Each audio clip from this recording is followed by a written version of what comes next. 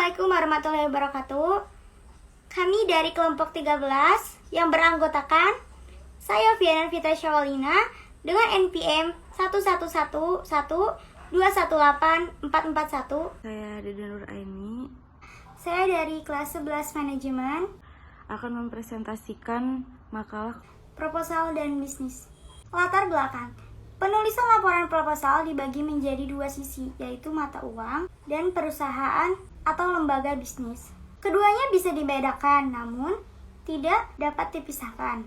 Proposal dan laporan bisnis ini saling keterkaitan satu sama lain. Saban hari, mau tidak mau, proposal meningkatkan demi efisiensi dan efektivitas pelayanan. Apalagi berkeinginan menjadi leader. Dalam pasar yang penuh persaingan, dengan adanya hubungan antara perseorangan dalam suatu organisasi, baik yang berupa hubungan antara atasan dan bawahan ataupun antar sesama karyawan. Perumusan masalah. Apakah tujuan jenis laporan bisnis dan proposal bisnis? Apa manfaatnya? Serta yang dimaksud, bagaimanakah penulisan laporan dengan baik? Dan bagaimana pemanfaatan visual dalam laporan proposal bisnis? Apakah perbedaan proposal bisnis panjang dan pendek dalam sebuah konkret? Tujuan makalah. Tambahan pengetahuan dan pemahaman tentang konsep, manfaat, jenis-jenis ragam, persiapan, organisasi, manfaatan visual, serta contoh konkret, penulisan laporan dan proposal bisnis, serta membuat penulisan laporan dan proposal bisnis baik dan benar. Penulisan ini diharapkan menjadi bahan pertimbangan untuk melakukan penulisan laporan dan proposal bisnis yang baik dan benar. Pembahasan. Penulisan laporan dan proposal bisnis dalam konsep. Pengertian yang beragam bergantung resepsi dan pemahaman setiap akar bisnis menyorotinya. Untuk memudahkan pemahaman tentang hal ini, maka dalam penulisan makalah ini perlu pembatasan pengertian atau konsep yang menjadi titik awal pembahasan lanjut. 2.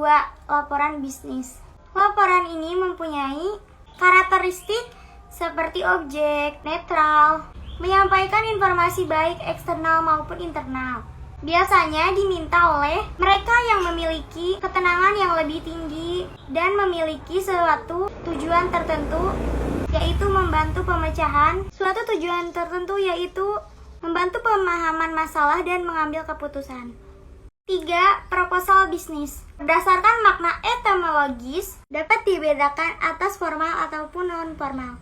Menurut formalitasnya, suatu laporan yang telah ditetapkan oleh perusahaan, misalnya kebijakan penempatan kerja untuk memenuhi persyaratan hukum dan peraturan yang berlaku bagi perusahaan tersebut.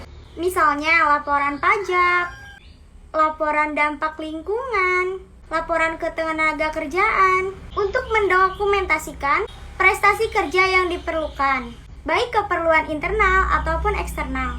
Misalnya laporan perkembangan akhir kegiatan untuk menganalisis informasi dan memberikan bimbingan sumber pendanaan atau membuka bisnis baru. Jenis dan ragam laporan bisnis.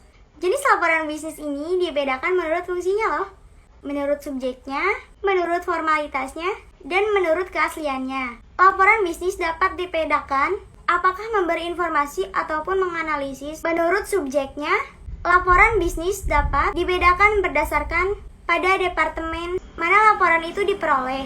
jenis dan ragam laporan bisnis. Jenis atau ragam laporan bisnis dibedakan menurut fungsinya, menurut subjeknya, dan menurut formalitasnya, menurut keasliannya, dan juga menurut frekuensi. Menurut jenis, menurut kegiatan proyeknya, dan menurut pelaksanaan pertemuan. Menurut fungsinya, laporan bisnis dapat dibedakan apakah memberi informasi atau untuk menganalisis. Dan menurut subjeknya, laporan bisnis dapat dibedakan berdasarkan pada departemennya. Perencanaan perorganisasian menurut laporan bisnis. Nah, persiapan perencanaan perorganisasian merupakan bagian yang sangat penting dalam proses penulisan laporan bisnis. Bagian ini melewati beberapa tahap sebagai berikut, yaitu mendefinisikan masalah, tujuan dan ruang lingkup, serta mempertimbangkan siapa yang akan menerima laporan. Menurut ide atau gagasan, mengumpulkan bahan yang diperlukan dan menganalisis mendeskripsikan data. Pengorganisasian. Contoh laporan bisnis panjang dan contoh laporan bisnis pendek. Contoh laporan bisnis panjang menurut para ahli, salah satunya Purwanto, adalah nama lain dari non-formal yang mencakup judul halaman, pengiriman, catatan akhir, dan lampiran. Laporan bisnis yang pendek berkisar 2-4 halaman, dan isi tersebut merupakan isi bagian yang penting-penting dalam perusahaan atau laporan bisnis. Laporan bisnis ini bersifat memorandum atau notulen. Laporan bisnis panjang. Laporan bisnis panjang ini merupakan laporan formal yang berisi tentang body text, membuat pendahuluan, isi, dan penutup, membuat sampul, judul, halaman, surat keterangan, penerimaan, persetujuan, pengiriman, penghargaan, sinopsis, abstraksi rangkuman, daftar isi, daftar tabel, serta supplemental parts dalam membuat lampiran, daftar istilah, dan indeks.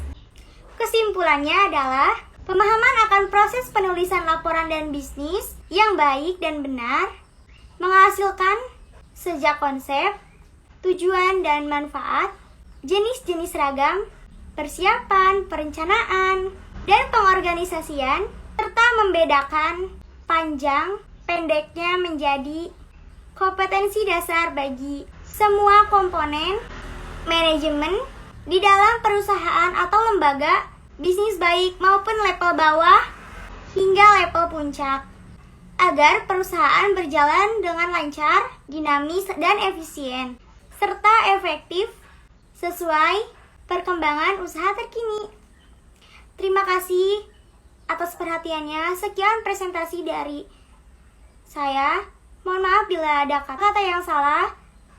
Wassalamualaikum warahmatullahi wabarakatuh.